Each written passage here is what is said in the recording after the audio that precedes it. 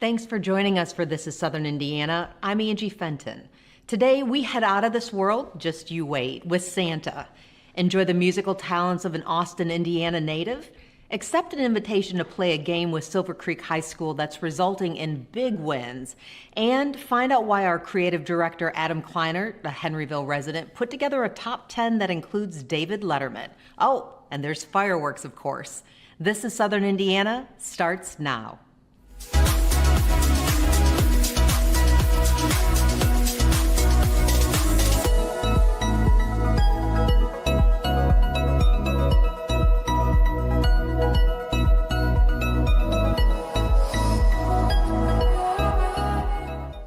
Kayla Griffin grew up in Austin, Indiana, and splits her time between Scott County and Nashville, where the rising country star continues to shine brightly and share her signature style, most recently performing at the Yum Center at the Jelly Roll concert attended by thousands. She's something special, but don't take it from me. Take a look and a listen for yourself. Kayla, where did you grow up? I grew up in Austin, Indiana. I'm a proud daughter of Pam and Steve Griffin. Little fun fact, I was born on my mom's birthday on October 25th, and my dad's is October 24th, and so we just celebrate together. I was born in Louisville, actually, Louisville, Kentucky, and then raised in Austin, Indiana, and I'm super proud of where I came from. Okay, I have to share this. So my daughter's my birthday gift. Oh, wow. So it's a rare and beautiful thing, but to have your dad so close to your birth dates as well. Yes, Oh, yeah. that's special. Yeah. Now, how did you grow up in Austin in terms of, I mean, you kind of built your foundation there. Yeah, so my dad kind of threw me on the stage before I gave my consent, and sometimes we butted heads over that, but a lot of times we just reminisce over those days because it really has rooted me into who I am today. We did every festival, every benefit, every church event, and every Sunday morning you had to be at church. So up until my teen years, you know, those were crucial, but I'm thankful for them. And where do you live now? I'm in Scottsburg, Indiana, majority of the time now. I am on the road back and forth. Right. I do a lot of recording in Nashville, and I've gotten to open up for some artists over the last few years. It's been incredible, and I've gotten to even work behind the scenes for artists out there on the road and get to see both sides of all of this stuff, so it's been pretty cool. I did not get to attend, but I know a lot of people who loved the relatively recent Jelly Roll concert. Yes. You were performing at the Yum Center there. Yeah, I got to do the premium lounge stage for that concert, and it's super cool because Cody Ash plays the drums for Jelly Roll. He's out of Kentucky, and I've known Cody since before he started touring with Jelly Roll. So he was texting me a few years ago, and he said, "Keep on going." He said, "I'm on the road with Jelly Roll," and I said, "Oh." I wasn't expecting that kind of text from him, but Absolutely. I'm so proud he stays the same, on and off the road too, and it's been a fun few years for me. It's also been, I think, pretty special for other people because of you. One of the groups that you really embrace are veterans. For instance, Memorial Day is something that you've made a tradition of. Oh yes, I'm so glad that you brought that up because the veterans are so important to me. Ever since I was a kid, I was 6 years old, and I was in my music class, and my teacher gave me a little pitch pipe, and she said, "You're gonna learn how to do the national anthem. I've already talked to your dad." And my dad taught me how to, sing the anthem just from blowing that little note on the pitch pipe and doing it a cappella. And this has been my 25th year doing the national anthem for my local veterans on Memorial Day, and then Veterans Day this year, I'll do it again. So. Oh my goodness. What is that like for you? It's just super incredible. It's like an honor, and I love getting to hang out with all of them because, time's on the essence, and our veterans are getting older. So I do want to say if there's any young vets out there and you want to get involved in your communities, I encourage you to now. Absolutely. Who are your biggest musical influences? I mean, obviously, Dad sounds like he was integral in a lot of ways. I'd say Dad, 100%. I like a lot of the older country, Dolly and Johnny Cash. He's one of my favorites. My most recent ones are, well, not recent. In my teen years, it was Miranda Lambert, still Miranda Lambert, and Lainey Wilson now, so hence the hat. Let's talk about your hat for a second, because, I mean, that is absolutely amazing and beautiful and so unique to you. Yeah, it was super custom made by my friend Faith. She started her own business called Corner House 8. And she's out of Louisville, Kentucky. She surprised me with this after I played for her sister's graduation party. And her sister actually just graduated from the Air Force. So she's going to be out there, you know, protecting the country and everything. Thanks for her service, for sure. Absolutely. So I'm super thankful that they gifted me this super beautiful hat. It is super beautiful. What are you going to sing for us? I'm going to sing Hope Heaven Has a Radio. It's one that I've had out for a little while. I had a video on it that I also got to co-direct alongside Joel Jackson. So yeah, I thought that it would be cool if I did that one.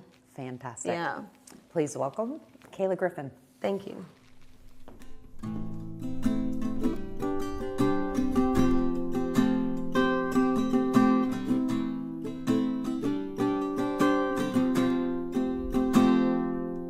Sometimes I don't like coming back to these old town roads. It reminds me of you and the places we used to go. With every song that was playing on the radio, I don't think there was a song you didn't know.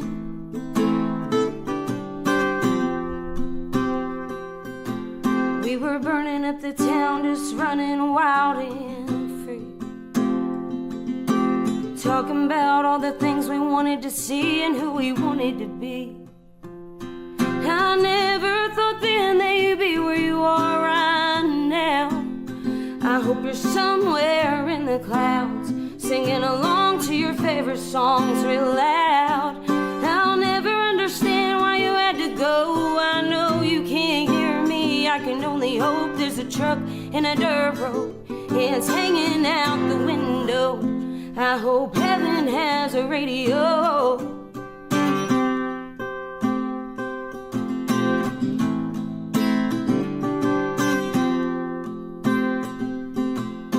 You always had a plan and I followed whatever you did. We were underage drinking, staying up way past 10.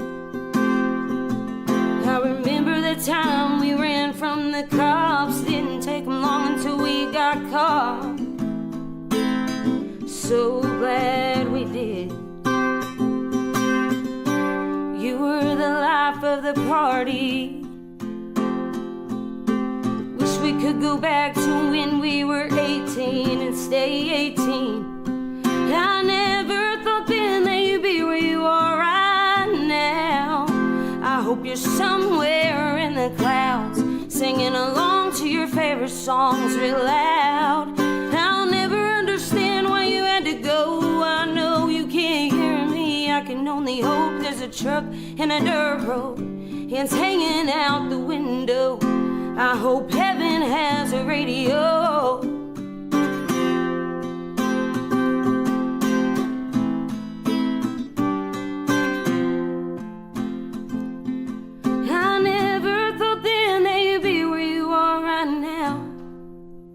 I hope you're somewhere in the clouds, singing along to your favorite songs real loud. I'll never understand why you had to go. I know you can't hear me. I can only hope there's a truck in a dirt road, it's hanging out the window. I hope heaven has a radio. I hope heaven has a radio. Sometimes I don't like coming back to these old town roads. You've heard of Monopoly, but what about Kentuckiana-opoly? A Silver Creek High School graduate explains how this game is helping students win big. I'm not playing, pun intended, when I say that this is the best game ever. Kentuckianaopoly 2 from Silver Creek High School. This is Ari. Ari, this is the second version, but for those of us who are brand new to Kentuckianaopoly, what is this? This is a board game like Monopoly, but instead of the spaces being like Park Place or Boardwalk, we have businesses from Southern Indiana and Louisville, Kentucky who sponsored the game, and each one has a space on the board. So they have a space on the board. Yes. And then people can buy these, and we'll talk in a moment about where you can actually get these. But where does the money go? The money goes back to the students and to charities. So we raise money for the scholarships. We raised over $50,000 for students for scholarships. And then we also donate to charities around the region. What type of a class did this materialize from? Yes. So at Silver Creek High School, we have an Academy of Finance. And part of the Academy of Finance is our accounting classes. And in those classes, we sat down and we came up with this entire project. And we said, we want to make this. We want to give back to the students. We want to give back to the community. Let's do it. So what was the process? I mean, because I'm going through here, I mean, NWSB, this is just one of many. They're the $5 bills. I mean, you've got a whole host, Mac Constructions on here, Jacoby Sales, Louisville Bats, I mean, Shimps. You can just keep going around and people will recognize all these businesses. So how did you as students approach them? Yes. So we actually would call the businesses and we would organize a meeting. And then from there, we would sit down with them and we would pitch our entire idea. And we would ask them, would you sponsor this? Would you be a part of this fantastic game and help the students in the community? And in most cases, we got yeses. They were so excited. They wanted to help. They wanted to be a part of this. And this is something that's going to carry with us after I graduate, after the incoming freshmen graduate. It's always going to be here. It's something where, I mean, I said to you, when are you doing version 3? Please, please, please have someone approach. Extol Media wants one of these squares. We want to be involved in some way. But so you're going into sports management. Silver Creek High School has so many amazing programs. You're going to the University of Louisville. You want to work in professional sports. What did Silver Creek do in terms of building that foundation with something like this to help you that you see in your future is going to be like, oh, I got that. Yes. I would definitely say that this class, the accounting class, has helped me so much because it actually taught me that I want to go into business, which was not my path in any way. Interesting. Okay. But I took that class. And then from there, I just learned different skills, like interview skills. Didn't think that I would need those really. You don't think about that in high school, but I did need that. Yes. And so that helped me. And then even just this, I was so shy. I would not talk in front of people, but my classes, they got me in front of people. They told me, you have to go do this. And here I am today, carrying this with me to college. I would never in a million years say, oh gosh, you were once the shy kid. That, and never in a million years, because when I was on a panel with a bunch of wonderful people, and one of the things that you all gave us was this game, which is why, I mean, I called and just said, we need the opportunity to help share what Silver Creek High School students are doing in the community with something as ingenious as this. And there wasn't anybody else. They said, Ari needs to be the one who's on camera talking about this. I mean, you're so poised and you are so prepared. Thank you. I mean, do you credit Silver Creek and what you learned with some of that? I would definitely credit most of it to Silver Creek and everything that they've taught me, especially my teacher, Miss Glazer. She's fantastic. Awesome. She gets us out into the field. She tells us, go make the connections, make a LinkedIn, go connect with people. And she is fantastic, and I credit her for most of it. Oh, I'd love to hear that. Now, I am not in sales. I have other team members who that's their forte. I always like to tell people I used to, with the very little money that I had, buy my own Girl Scout cookies. I did not love that. I look at a no now in a different way, but I want to hear from you when someone, the rare business, because why would you not support this? But when someone did, maybe for whatever reason, gave you that no, what did you do with that? We just kind of took that back and we said, okay, they said no today, but another day. There's always another day. There's always another opportunity. We can call them again. We can maybe whenever we make another version of the game board, maybe they'll want to actually be sponsoring it instead of just selling it.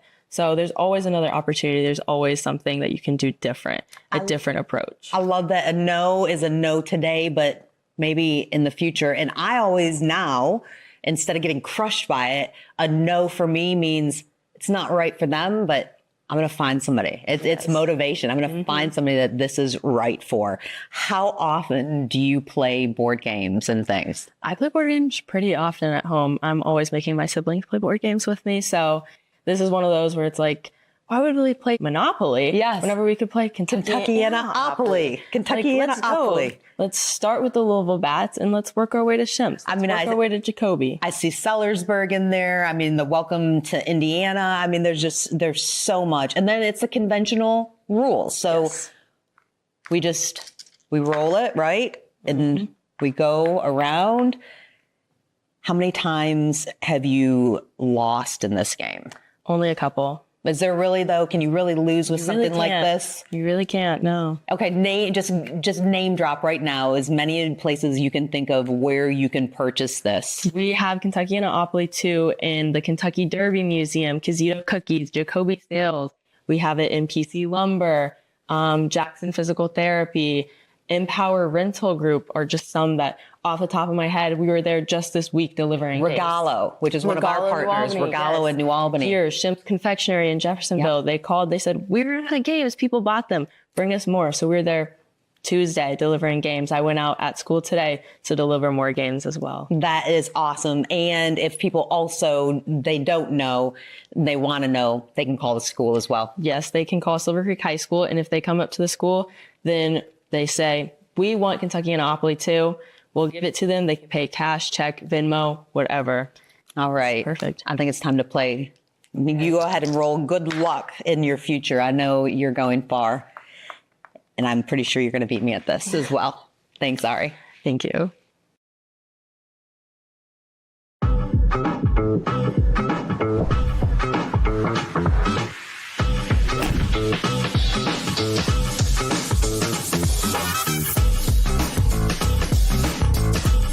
Build a restaurant tap-ins. Casual, but a very nice atmosphere, very clean, brand new kitchen. We've just built a new bar. It is a sports bar with good food. We've got two Pro TVX simulators with 16,000 golf courses on it. So most of the time you'll see 4 to 8 people hitting golf balls and playing a game while you're in here. Our whole facility is open to the public, and our dining room is probably a little more public usage than member usage, since it's a bigger group, obviously. So come check it out if you haven't been here. I think you'll enjoy the space.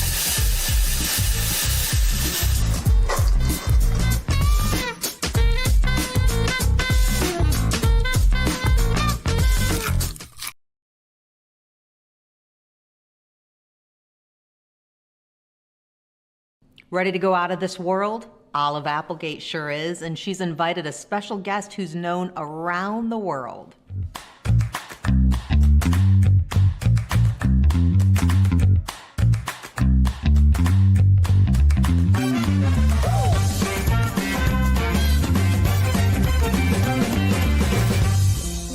Hi, Santa. Hi, Olive. How are you? Good. How are you? I am really good. I'm excited to be here. Same. So, I know you always go around to kids, give toys, but other than toys, why do you give out food? What's the most important thing about that? So that's another big reason why I'm in Louisville, Kentucky, working with people to help feed people. Because when I first got the call from the North Pole to become Santa, I had about 4 or 5 kids the very first night tell me the only thing they really wanted for Christmas was food. Olive, that broke my heart. And I'm like, I have to do something about that. And so I started just doing work. I had been doing volunteer work for a group called Dare to Care, which is our regional food pantry supplier. And I decided that that was going to be my mission, to help feed people. So when little kids ask me for food, I have something to give to them. So I went on this mission. I recruited a bunch of people who donated gift cards to me, and I always have a Kroger gift card on me. And if I have a little kid that tells me all they want for Christmas is food, I give them a Kroger gift card. I no judgment. I give it to them. I make sure that all is good and fair, but it's really important to feed people all year long, but especially at the holidays. It just kind of hit home. Yeah, because it's hard sometimes, because if you don't have much food, then you might not be able to store food. Because if you get like a storm of snow or something, it's you don't have any food, you're gonna be hungry. And if you think about it, like kids that get blessings in a backpack. Yeah, we do that at our school. Yeah, and they get them, and that's the only food that they have sometimes in the house. And kids get a box for summer vacation and for Christmas time, and they run out. So I always want to make sure that there are as many resources as possible in our communities all over to make sure that there's readily food for these young people to eat. Because if you're hungry, you can't learn as well, you can't study, you can't focus, you can't concentrate. It puts you in a hangry mood. Nobody likes to be angry, do they? Sometimes I get like I do hungry. Too. That's right. I miss out on my cookies. I get angry. But it's important to feed people, and that's a real big thing for us. Well, who was the name of the first person who asked you about food? It was a little kid. I don't remember his name. He was less than 10 years old. Yeah, and you know, when you're Santa, you see a lot of people, and you can tell people that are having a tough time. But I'm also really lucky because I have my local Mrs. Claus, who works at a restaurant called the Orange Clover here in town. She really taught me the importance of how to feed people in mass, like a bunch of people at once. While people are hungry every day, sometimes we have big groups of people that come together to eat, and she taught me how that works. And that's fun to be able to do that on a local level and feed people. As Santa, there's nothing better for me. Well, that's good, because if you don't have food in your belly, like you said, you won't study hard, because your parents try to keep you healthy as much as they can, because they might just give you the food and not them. And you know, sometimes all of us need it. Yeah, even the parents. Sometimes the parents have a hard time too. So we're here to give grace and, you know, be kind and lead with kindness and be cheerful. That's what kindness is all about, helping people out. Yeah, paying it forward. That's what we're all about at the North Pole, for sure. Well, I was happy for you to be here. I was happy to be here, Olive. Thank you. How can people help Santa? Well, when it comes to feeding people locally, the best thing to do is contact someone in your church if you go to a church community, or reach out to Dare to Care or local food pantries like Center for Lay Ministries, Catalyst Rescue Mission, so you can donate to them, whether it's food. Sometimes they just need help. Somebody come down and donate 2 or 3 hours of their time to sort canned goods makes a real big difference. So I tell people to just reach out to people locally who you know are here to be able to do it. And Dare to Care is probably the biggest and the one that has the most impact, because they're the largest and they work with all the little food pantries. Is there any words that Mrs. Claus said in her own words about food for kids? Yep, without a doubt. I can tell you exactly what those were. And that is, if we don't feed our children with food made with love, then we're missing out. And she really feeds a lot of people, and she just pours love into the food that she makes. And when you pour love into the food that you make and you provide, especially for littles, that's what they need the most. They need somebody to care about them and love them. So that's what she would do. And just one more thing. In the North Pole, when you guys eat food, is it candy, but it's actually healthy for you? Oh, yeah. There's all kinds of hacks. Oh, yeah. Oh, yes. It's wonderful. That's why I love all my cookies and my candy and all that, because, you know, at the North Pole, things are a little bit different. I just want to go there and just eat all the candy. Yeah. Well, I'll put your name on the list to be a visitor. How's that? Is that fair? Yep. All right. All right, Santa. Thanks for joining me. Thanks for having me, Olive.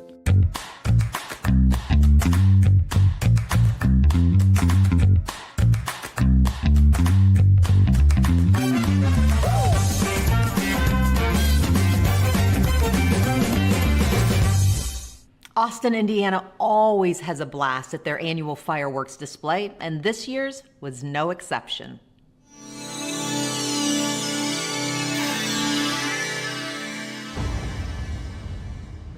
Hello, I'm Mayor Roger Hawkins. This is our annual fireworks event. Since I've been mayor for the past 6 years, we've had this for 5 years. The first year I was mayor, we didn't have it because of COVID. So we've been able to have that with the help of sponsors and all the vendors coming to set up, no charge to vendors, and it's been a blessing that we've been able to have this event every year.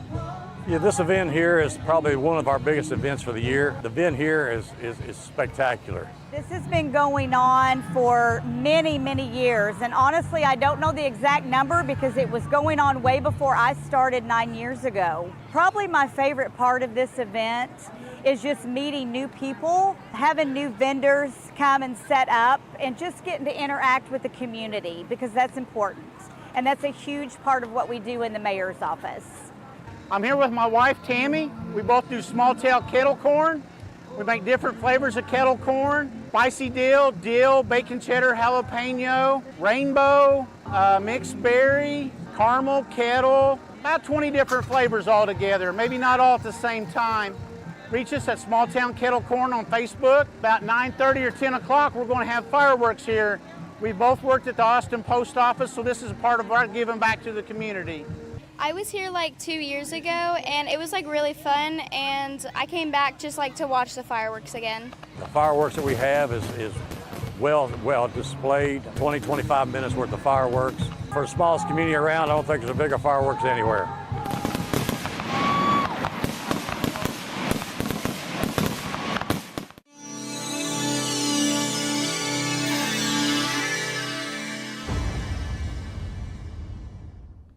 Before we go, Extol Media creative director and Henryville artist Adam Kleinert goes all in with a David Letterman style top 10.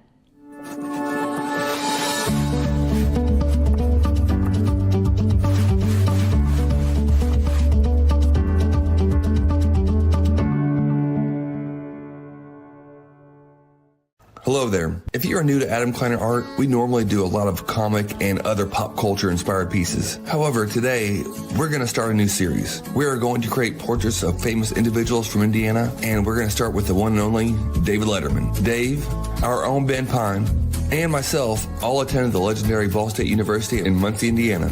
And what would a David Letterman video be without a top 10 list? So I'm going to give my top 10 reasons I think Southern Indiana is the best place to live. And here we go. The top 10 reasons I think Southern Indiana is the best place to live. Number 10, historic basketball gyms. 9, I love donuts and think Tony T's in New Albany is the best. 8, corn. Number 7, anything from 1816 modern kitchen and drink in Corden. Number 6, that one day a year we have normal weather. 5, no scorpions. 4, small towns. Number 3, we have lots of corn. Number 2, it's where my family lives. And the number 1 reason I think Southern Indiana is the best place to live, my wife says it is. Thanks for watching, and make sure to hit that follow button to see where in Indiana we go next.